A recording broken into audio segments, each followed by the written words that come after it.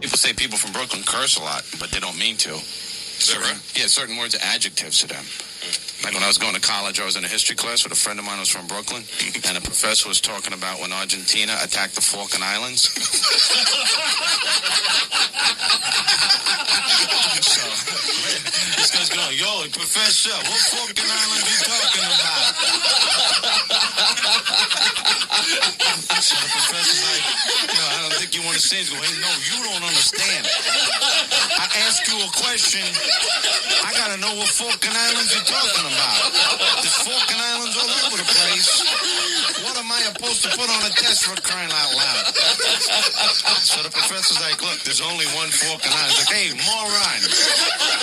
Hey, read my lips, all right? There's Falkland Islands all over the world. Look at the map. Look at it. See those little pieces of dirt floating around in the water? Do you know what they are? They're Falkland Islands. You got the Hawaiian Falkland Islands, the Bermuda Falkland Islands, the Caribbean Falkland Islands, and somewhere on there, you got Gilligan's Falkland Islands.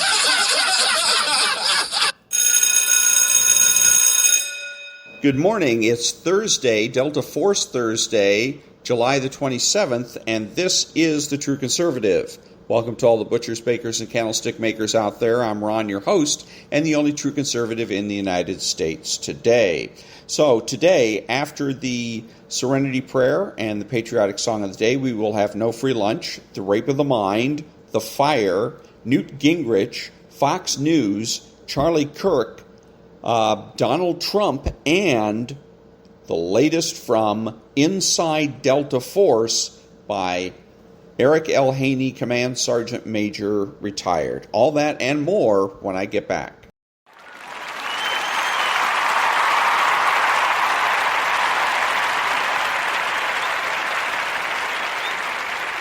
Hi, I'm Ron.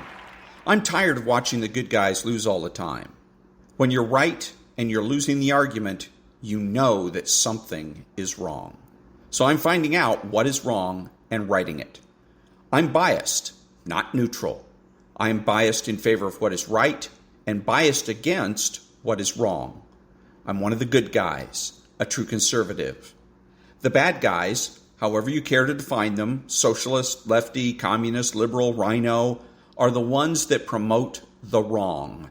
The people that promote insanity, stupidity, immorality, and ugliness. That is what cultural and political arguments come down to. Right and wrong, good and bad, beautiful and ugly. Back in a minute.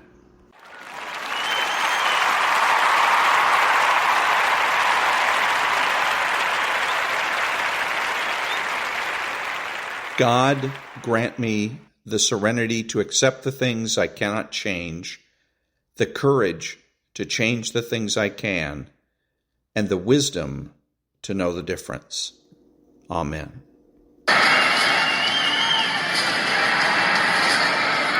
Ladies and gentlemen, please remain standing and remove your hats for the national anthem of the United States of America.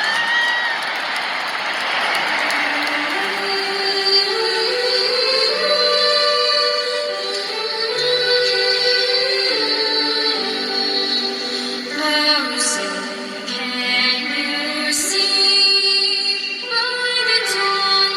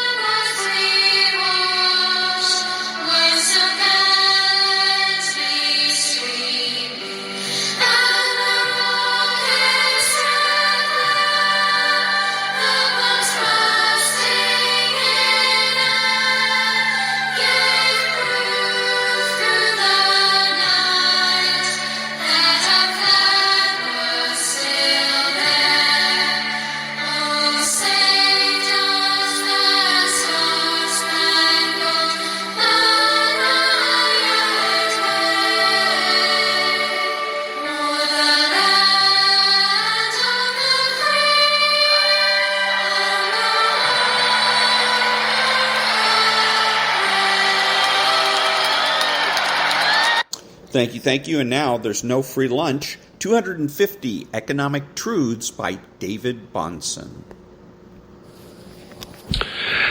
There is a strange split in thinking common to those on the religious left who are quick to denounce the profit motive and commercialism. Yet they seem to think that the key to happiness is giving people more stuff by enlisting the coercive power of government. This perverse way of thinking holds that social justice demands that we take money from those who have earned it and give it to those who have less of it. That's not social justice, that's materialism. Father Robert Sirico.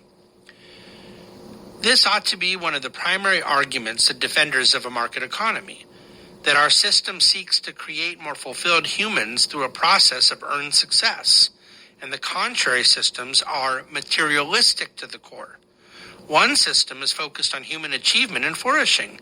The other wants to merely give physical things to someone. And that was There's No Free Lunch by David-Bahnsen. Back in a minute.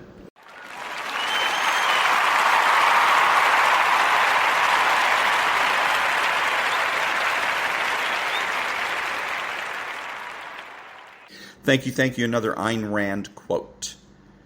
Quote, I have observed that many people evade, rationalize, and drive their minds into a state of blind stupor in dread of discovering that those they choose to deal with, their loved ones, for instance, are not merely mistaken, but evil. I have observed that this dread leads them to sanction, to help, and to spread the very evil whose existence they fear to acknowledge. Back in a minute.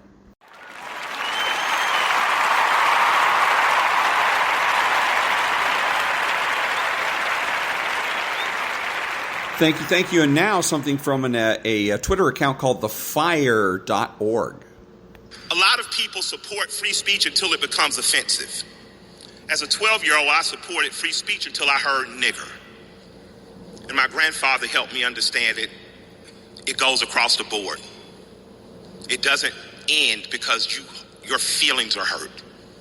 Miss Ellison helped me understand that although a dictator, she was like Fidel Ellison Castro. You're going to walk out of my class having such an appreciation for this Bill of Rights that you will never in your life again be afraid or be quiet while the rights of others are being taken. George Wallace, the man that was pro-segregationist, ended up shot, ended up crippled, ended up governor of Alabama again, ended up hiring and appointing over 160 blacks, having more blacks in his cabinet and appointments than any other Alabama governor before or after him. He was allowed to be redeemed by Joseph Lowry, by Andy Young, and by others, because finally he shut the fuck up and heard. And in these times where the allies of justice seem to be winning, it is important that we don't use the media propaganda as a bludgeon to quiet those who may disagree with us. And that was from, again, a Twitter account from thefire.org. Back in a minute.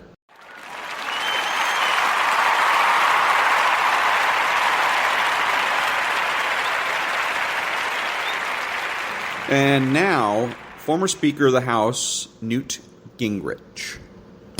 So here are a couple of lessons that are in the book, but you can also write them down because they apply directly to you. The first is, I tell people, you ought to dream big, particularly when you're young.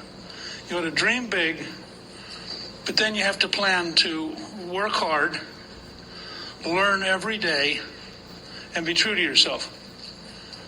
Now, those four things allow you to have a life that's really fascinating and to do things that you'll look back on in later years and think, gosh, how did I get there? And how did this happen? Because life is a lot bigger than you are. Second, we really try to teach our teams a very simple 4-word process. And it's a process. It's 1, 2, 3, 4. It's not a hierarchy. Listen, learn, help, and lead.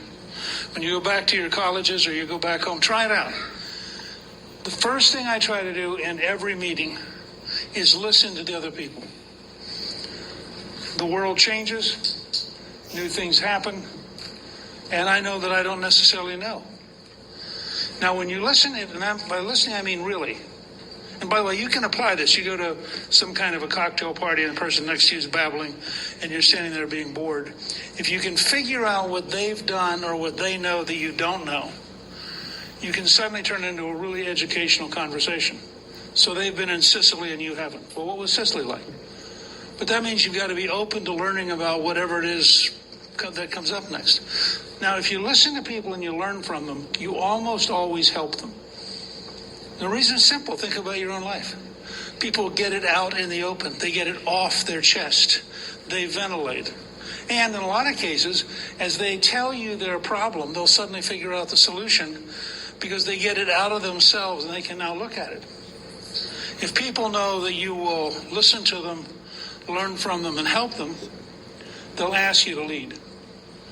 When they ask you to lead, first thing you should do is say, this is my vision of where we're going. This is my strategies. These are my strategies for getting there. And these are my proposed tactics. And you immediately go back and say, what do you think? And so you turn every person into an advisor. And they enrich you by telling you what they think of you don't try to sell them your plan. You try to offer the plan and then listen to them improve it. And that process of doing it over and over and over, things change. And that was Newt Gingrich, and former Speaker of the House, Newt Gingrich. He was before he was Speaker of the House in the House of Representatives, he was a backbencher initially, but he was a history teacher or history professor. So he likes to, he still likes to teach. Back in a minute.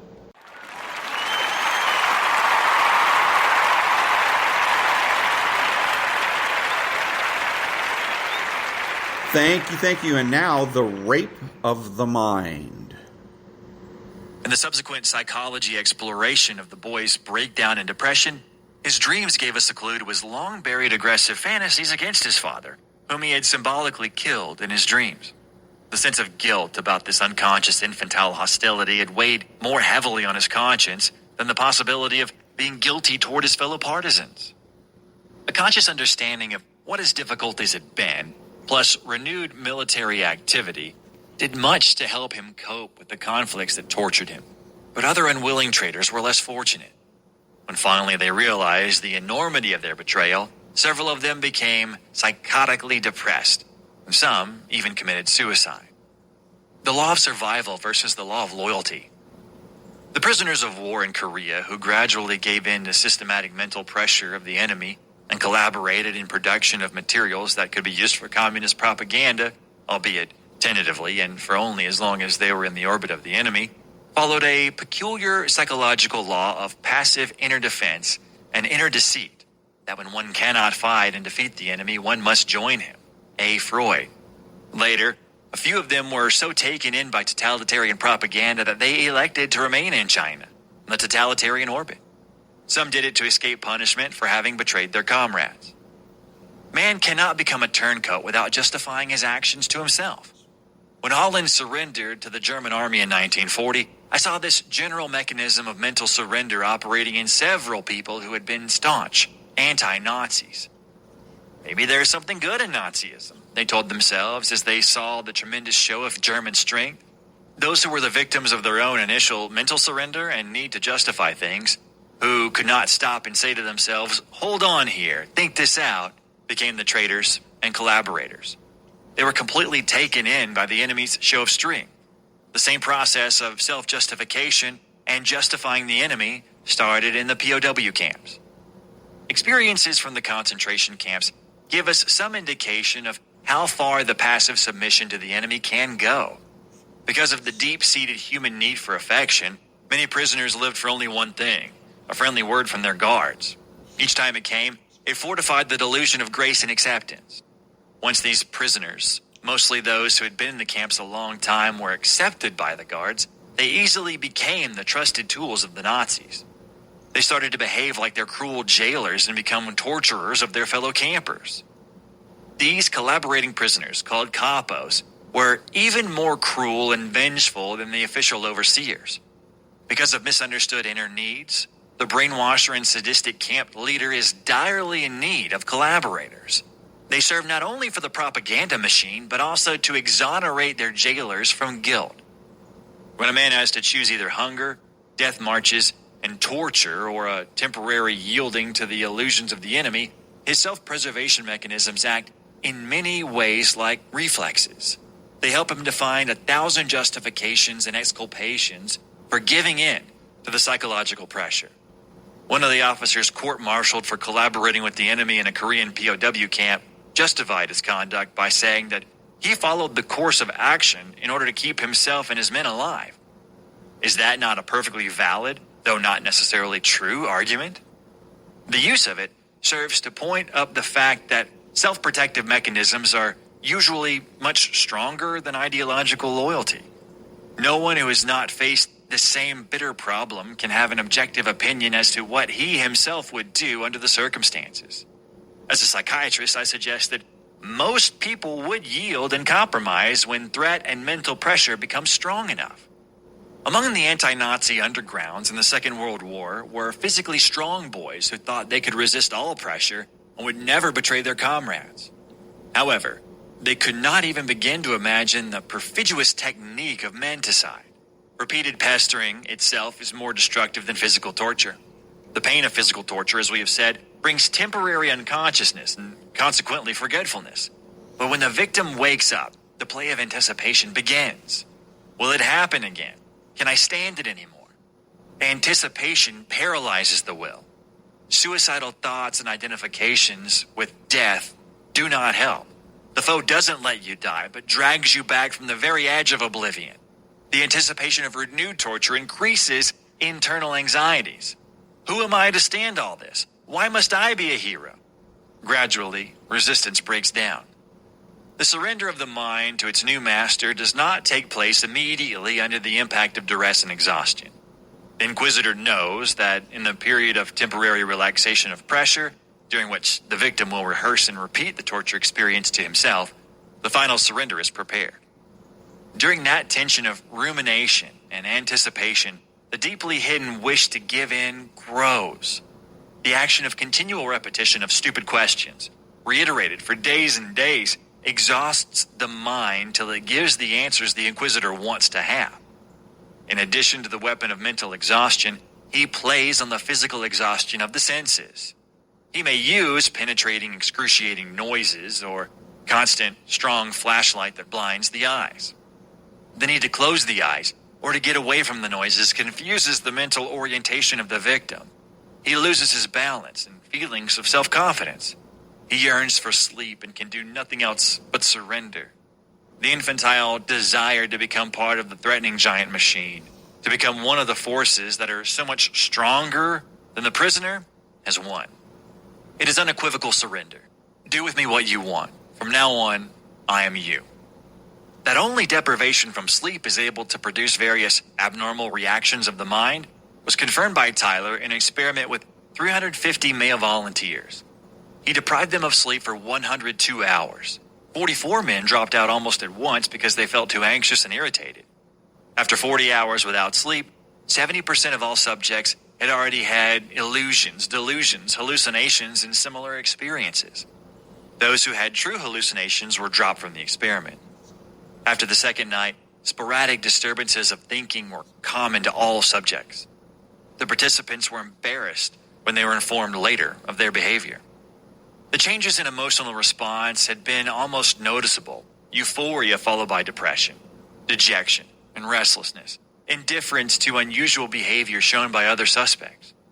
The experiment gave the impression that prolonged wakefulness causes some toxic substance to affect brain and mind.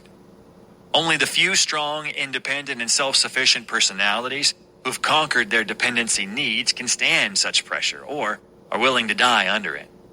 This ritual of self-accusation and breastfeeding and unconditional surrender to the rules of the elders is part of age-old religious rites. It was based on a more or less unconscious belief in a supreme and omnipotent power. This power may be the monolithic party state or a mysterious deity. It follows the old inner device of credo quia absurdum, I believe because it is absurd. A faithful submission to a super world stronger than the reality which confronts our senses. Why the totalitarian and orthodox dogmatic ideology sticks to such a rigid attitude with prohibition of investigation of basic premises is a complicated psychological question. Somewhere, the reason is related to the fear of change, the fear of the risk of change of habits, the fear of freedom, which may psychologically be related to the fear of finality of death. The denial of human freedom and equality lifts the authoritarian man beyond his mortal fellows. His temporary power and omnipotence give him the illusion of eternity. In his totalitarianism, he denies death and ephemeral existence and borrows power from the future. He has to invent and formulate a final truth and protective dogma to justify his battle against mortality and temporariness. From then on, the new fundamental certainty must be hammered into the minds of adepts and slaves. What happens inside the human psyche under severe circumstances of mental and physical attack is clarified for us by Anna Freud in her book on the general mental defenses available to man. Earlier, I myself tried several publications to analyze the various ways people defend themselves against fear and pressure. In the last phases of brainwashing and menticide, the self-humiliating submission of the victims serves as an inner defensive device, annihilating the prosecuting inquisitor in a magic way.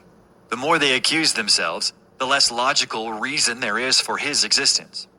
Giving in and being more cruel toward oneself makes the inquisitor and judge, as it were, impotent and shows the futility of the accusing regime. We may say that brainwashing and menticide provoke the same inner defense mechanisms that we observe in melancholic patients. Through their mental self-beatings, they try to get rid of fear and to avoid a more deeply seated guilt. They punish themselves in advance in order to overcome the idea of final punishment for some hidden, unknown, and worse crime. The victim of menticide conquers his tormentor by becoming even more cruel toward himself than the inquisitor. In this passive way, he annihilates his enemy. And this was The Law of Survival versus The Law of Loyalty from The Rape of the Mind by Joost-meerlo, MD. Back in a minute.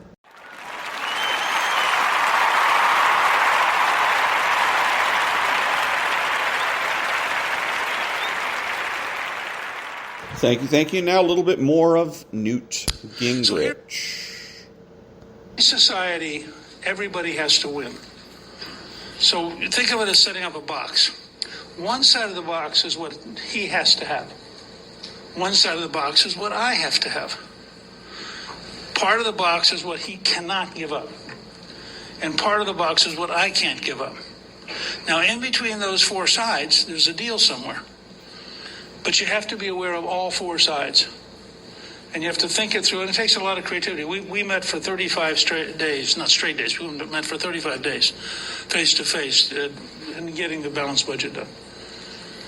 And that's what it took. And it took a lot of listening and learning. So those are just general ideas. I'll give you one last one that may surprise you.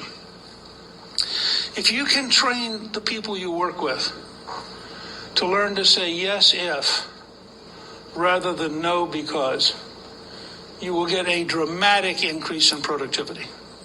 Now let me give you, think about just the way humans react.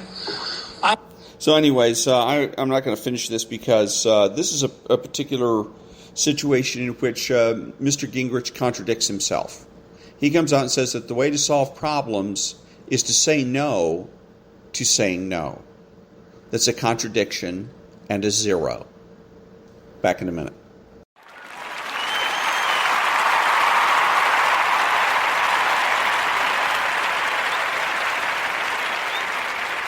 Thank you. Now a little bit of Fox News. If anyone was watching the whistleblower hearing that we had in the oversight with the two credible whistleblowers, I mean, they laid out perfectly a series of crimes that the president's son had committed. It's not just about tax evasion, and the tax evasion that they're getting him on was just for 2 years for a W-2. It didn't even include all the shell company income that they've had that no one knows what the reasoning is behind the millions of dollars they've received from foreign nationals. It didn't include the Foreign Agents Registration Act, which is one of the things that we said back in January, Jim Jordan and I said was a clear law that the president's son had committed. You also have the money laundering. Remember, 6 banks filed reports with the Treasury Department that they suspected this family was involved in laundering money from state-owned entities. State-owned entities are foreign countries. So the list goes on and on and on. It's obvious to anyone who has any knowledge of the law that the president's son's committed a host of crimes, and all roads lead to Joe Biden. That's the other thing, and that was, I think, one of the most interesting things from the testimony that Jason Smith got in the transcribed interview and we heard in the hearing was they wanted to interview Biden family members, and they felt pretty strongly that this was directly linked to Joe Biden. If anyone... And that was Fox News. It was Representative James Comer on Fox News. Back in a minute.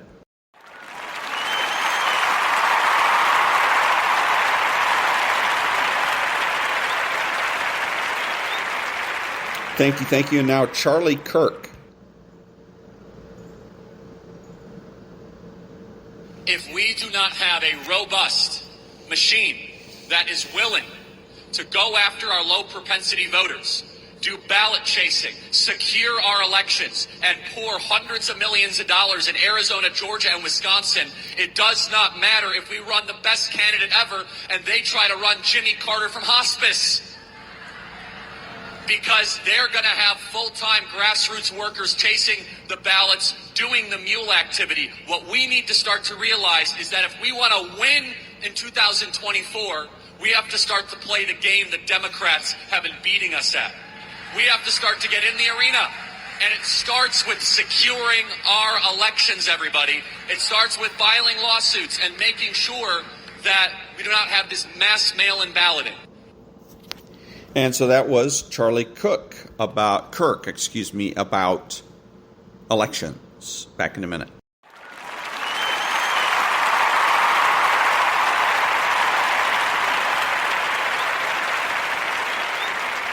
Thank you. And now something really priceless from Mr. Donald Trump.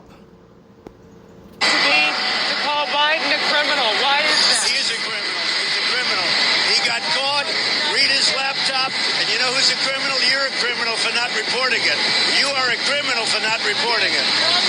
Let me tell you something. Joe Biden is a criminal, and he's been a criminal for a long time. And you're a criminal in the media for not reporting it. And that was former President Donald Trump telling it like it is. Back in a minute.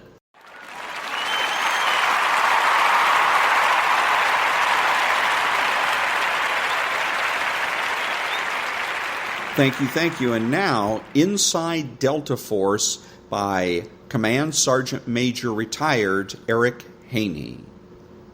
On the command go, you lift your butt off the ground and crawl, crab-like, with your back to the ground and torso facing skyward. In this position, you sprint forward, feet first for 20 meters, then straight back, hands first, unable to see where you're going, all the way back to the starting point. I executed the event, received a max score, picked the sand spurs from my hands, and went to the sit-up station. It was obvious to me now that there was no rest between events. As soon as I finished one station, I went directly to another without waiting around. Everything was organized and businesslike. There was no shouting or any other form of normal military histrionics, and there was no way to slip to the back of a line and catch any rest between events. I was motioned forward for the sit-ups. On my back, fingers interlaced behind the head, knees bent, and the grader holding my feet. The cool sand felt good on my back as I waited for the command to start. Then the command, go. I was knocking them out as fast as I could, while in my peripheral vision I could see other bodies slamming up and down in a discordant cadence. We look like pistons in an engine, I thought, as I finished the exercise and fell back on the ground to take a breath before getting to my feet and retrieving my scorecard. Within a minute or two, all the events were finished, and we were called over to the trucks for a loose formation. "Make sure your fatigue jackets are on the truck you arrived in," announced Shoemate. "Then fall in on the grader you had for your last event." He motioned to the graders standing on the dirt road to our right. "Okay, do it," he barked. I folded my shirt and put it under the bench of my truck, then made my way down to my grader for the start of the 2-mile run. The grader took our scorecards and gave each of us a red cloth bib to hang around our necks.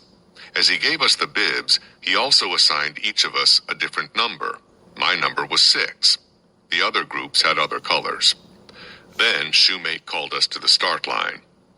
"Okay, ladies, we've all done this once or twice before in our lives. On the command go, take off. Stay on this road for 2 miles to the finish point. As you come into the finish, look for your grader. He will be holding up a panel with the same color you're wearing. Everyone ready? Go." And off we went. At first, it was the same cluster as the start of any race. Some guys sprinted off, others hung back and let the crowd thin down a bit. I took the middle course. I'm a good runner, but not a great one. Within a couple of 100 meters, I was able to settle into my pace and hold the speed I liked. It was a good morning for running. It was warm enough to be comfortable, but the cool air felt good on my face. The sand underfoot was firm, and the sun was to my back. I had my breathing in sync with my legs, and decided to take a few seconds off my normal time. I usually ran the test in about 13.5 minutes. That gave a score of 90 on the test. A time of 12 minutes and something gave a score of 100, but that wasn't in my reach. So I settled in, stretched my stride a little, and galloped down the road. This beat the hell out of running around a track, the usual setting for a PT test. Sooner than I expected, I could see the finish point. The gazelles were already crossing the line. I stretched out my stride a little more, then concentrated on blowing the spent air from my lungs in order to breathe more deeply. I was running beside someone, and we were matched pace for pace. As I tried to pull ahead, he stayed with me. I glanced over at the man. It was Kiki Sands. Soon we were running flat out, with neither of us able to outpace the other. Up ahead, I saw my grader, and then heard the timekeeper calling out the minutes and seconds. 12 minutes 50 seconds, 51, 52, 53, 54, he shouted as I crossed the finish line, made eye contact, and yelled, "Red 6, to my grader. "Roger, Red 6, he replied as he marked down the time. I slowed my pace to a trot and continued down the road for 100 meters or so before coming to a walk. I put my hands on my hips and walked back to the finish point as my breathing returned to normal. When I got near the finish line, one of the cadre members told me to go down the road to where the trucks were now parked, retrieve my shirt, and stand by for instructions. Back down the road I went. The trucks must have gone around us by another route, because there they were, lined up in order, about 300 meters down the dirt track. As I neared the trucks, I saw Sergeant Major Shoemate talking to someone. He looked up as I got my shirt from the truck. "Having fun, Ranger?" he asked as I buttoned up my fatigue shirt. "I sure am, Sergeant Major. Where to next?" He eyed me from under lowered brows. "You look a little heated. Why don't you go down to the lake and have yourself a dip? Someone down there will give you instructions, and..." He paused deliberately, so I stopped to look at him. "Have a good 'un." Damn, I thought as I walked away. Is everything funny to that man? I walked to the edge of the lake where a small group was gathering. A short, sandy-haired guy motioned me to come and join them. "This is the swim test, man. From the boys on this side to the boys on the other side is 100 meters. Uniform for the swim is combat boots and fatigues. This is not a timed exercise. You may use any stroke you desire, but you may not stop until you have reached the buoys on the other side. Wade out to the first set of buoys and start swimming. Don't put your feet down until you have reached the other set of buoys. At that time, you will be instructed to stand up and wade out. No questions? Okay. Have a good 'un." The dozen or so of us in the group waded out into the water. It was coffee-colored, tannic water and as warm as a bath. The water was to the middle of my chest when I reached the line of buoys. I sank down to my neck to let the air out of my clothes and then started to swim. First, I did a side stroke on my left side and then rolled over to my right. About 2/3 of the way across, I rolled onto my back and backstroked the rest of the way. If there is any secret to swimming while clothed, it is that you have to relax and not get in a hurry. You're still buoyant, you just have more drag to contend with. This swim wasn't bad at all.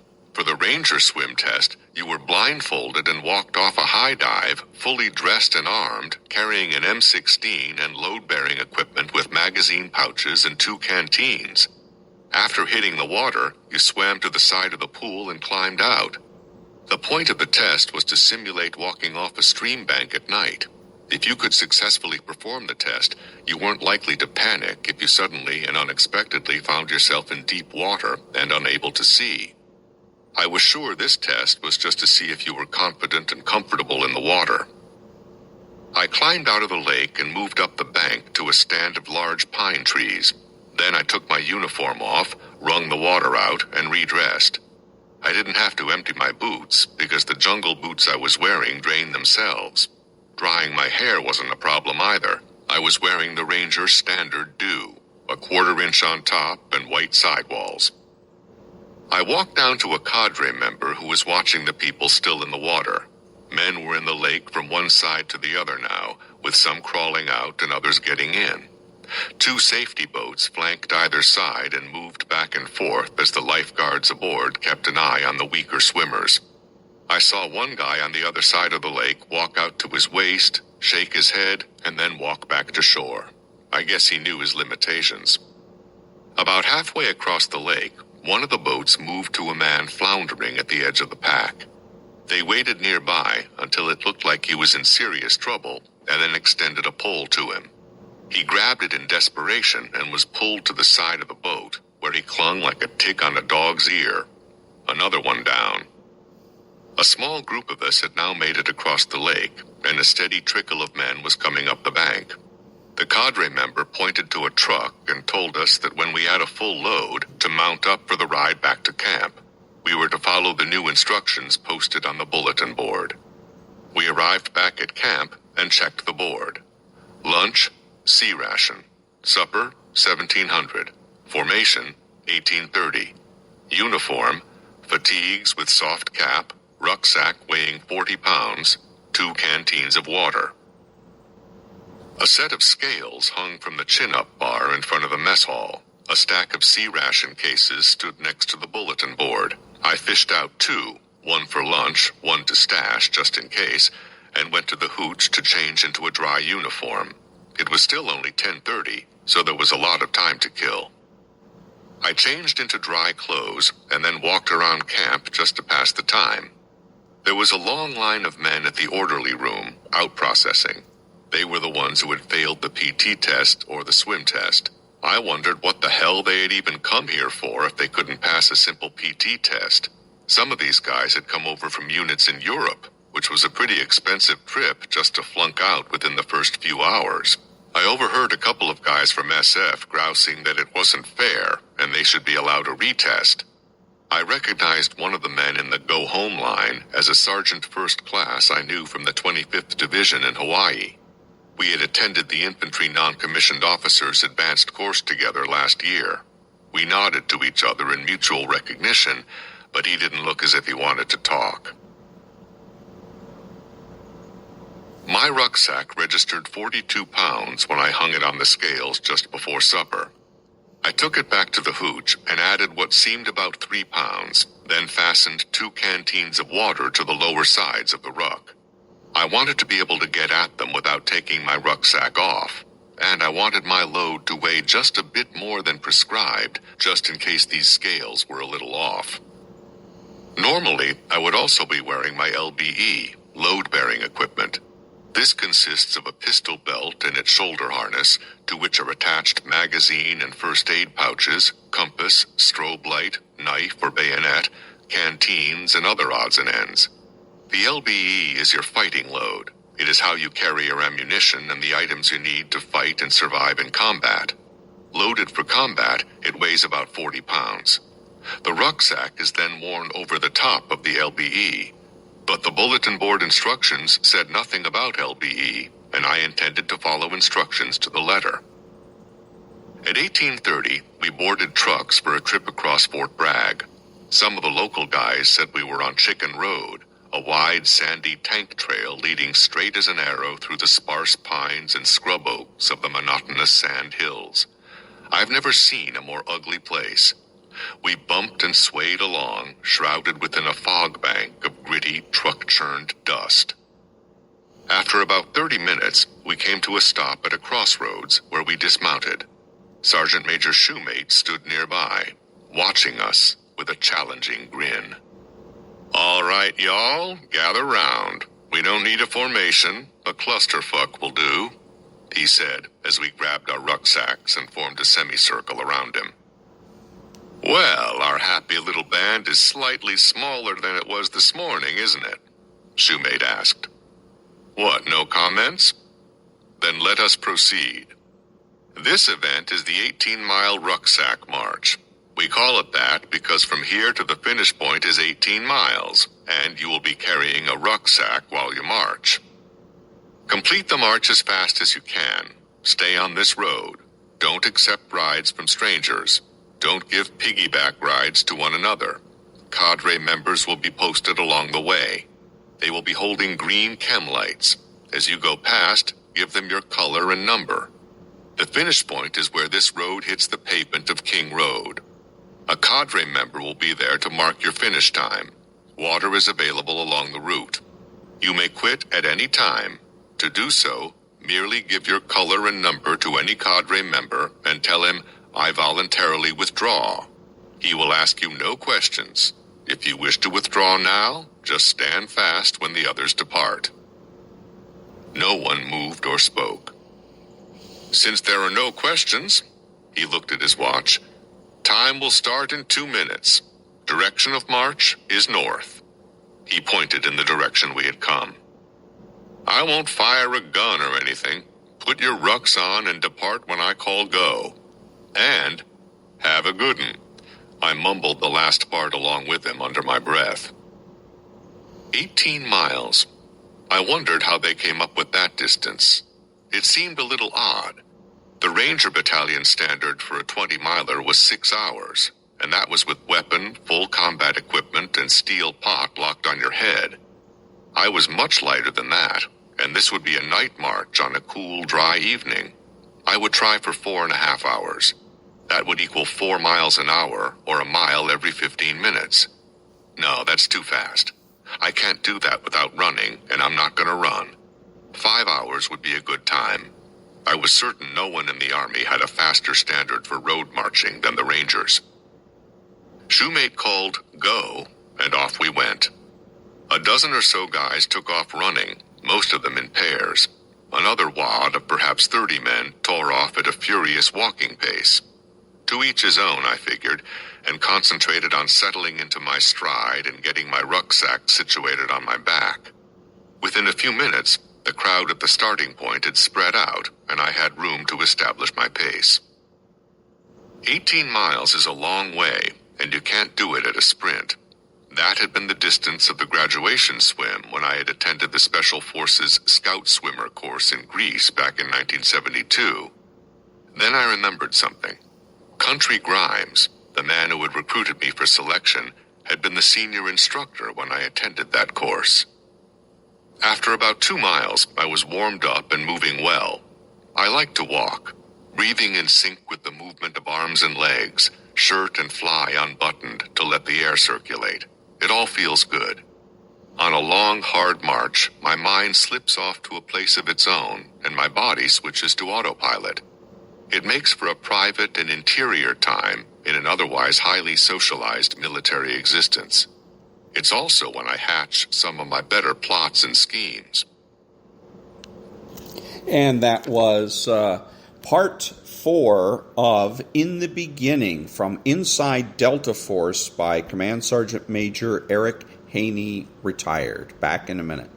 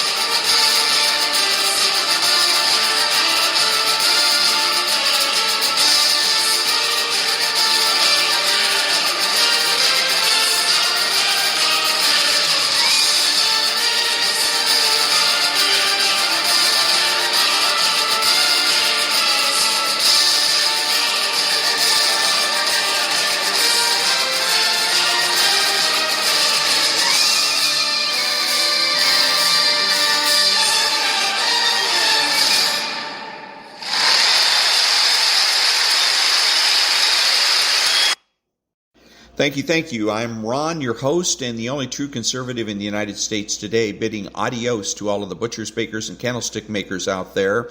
And until next time, be honest, be smart, be beautiful, and remember that the left has no authority, no power, and they can't win.